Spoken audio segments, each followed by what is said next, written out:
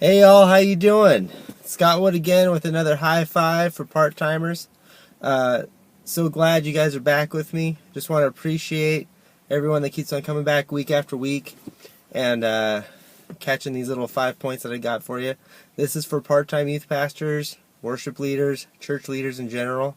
Okay, I want to give you 5 points that will help you make your life easier. I am a part-time youth pastor here in Salem, Oregon, at Calvary Baptist Church here in Salem. I'm also a full-time custodian at Corbin College, Corbin University here in Salem. I actually just got off work, so I'm in the car, got the shades on, on the road, enjoying this beautiful, balmy weather here in Salem. Anyways, I'm not here to talk to you about the weather. I'm here to talk to you about 5 things that'll help you today with the subject of burnout. Okay? Burnout is something that gets talked about a lot in church circles and pastoral circles. Chances are you're dealing with it right now. Let me tell you, last night I got home at 11:30. Did youth last night. Had a great time doing youth last night. It was pretty cool. Got home around 11:30. Everyone put to bed, everything taken care of. Got to bed around 12:30 maybe. Woke up at 6. Back at it, dude. Tell you what, that's just the life of a PTYM, part-time youth pastor, okay? So, we're going to talk to you real quickly today. I'm trying to get this done as quickly as possible. So, I'm going to give you 5 points, how to help with burnout, how to keep yourself fresh, okay? Some of these are going to be real basic. It's okay. It's okay that I'm doing basic for you because sometimes people need to remind you the real simple things, okay? So, point number 1, be in the Word. Be in the Word. Be in the Bible. It is hard for you to do what God is calling you to do without hearing from the Lord. Okay?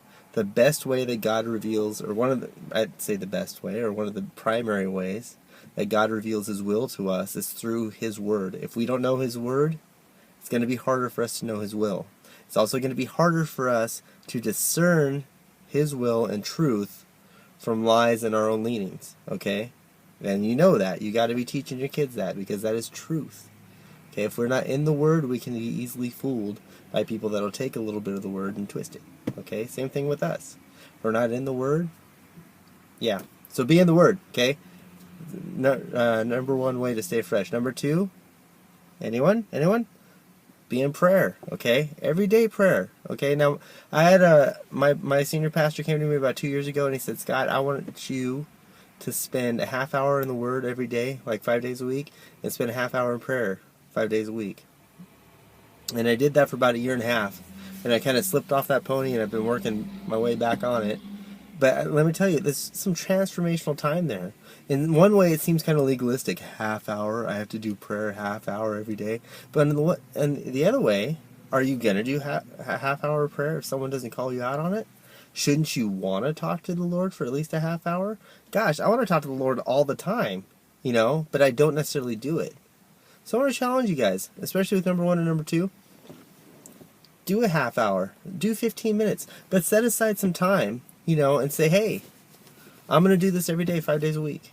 So not 7 days a week, but 5. You give yourself some Sabbath, and you're doing ministry. It's hard for me to do an hour in spiritual development, so prayer and Bible study, on days when I have to do ministry. So, on Sunday mornings or Sundays and Wednesdays, it's hard for me to do that.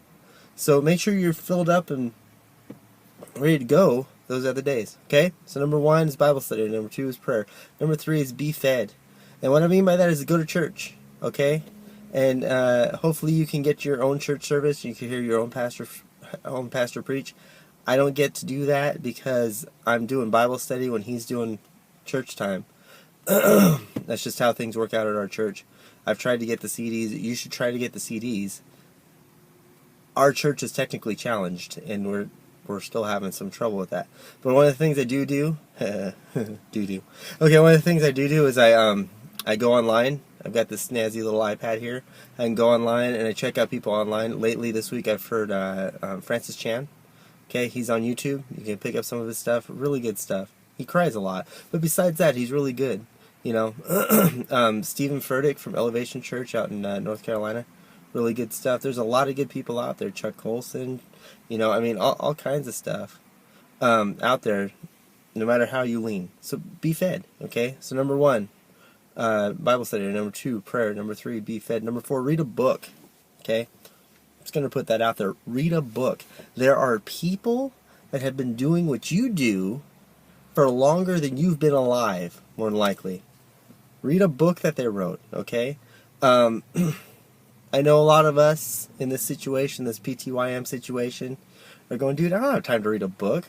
I don't have time to look at a book. I don't even know what a book looks like anymore, okay? It can be stressful. So I'm going to tell you something. There's this snazzy little website through Amazon called Audible. Audible.com, and you can download audiobooks. And you put those handy little audiobooks on your iPod, okay? And then you can listen to them while you're doing your work. So like I use Audible for my Bible study, for listening to the Bible, obviously not Bible study, but listening to the Bible, but also getting into a lot of cool books. Francis Chan, I've done like that. I've done Oz Guinness. I've done Simon Sinek, all kinds of guys, and women, okay? But you can download books, and most of them that you would normally read are on there, okay? So I gotta go. So let's go. Bible study, prayer.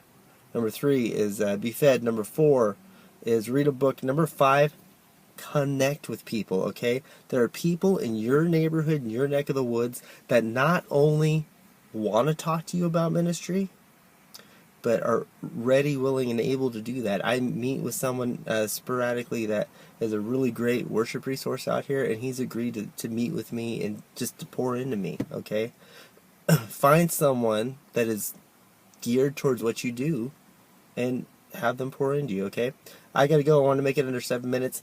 Just real quick, I wanted to say thank you so much for tuning into this. This is a passion of mine, and I'm so glad I can share it with you. If you have anything that you specifically want to talk about, use that little comment thing down below. I don't exactly know how to do that. I'm still new to the YouTube thing. But also you can email me at SJP, so Scott James Paul Wood, all one name, at yahoo.com. I'd love to take any questions, comments, rebukes that you have, okay? God bless you. Peace out.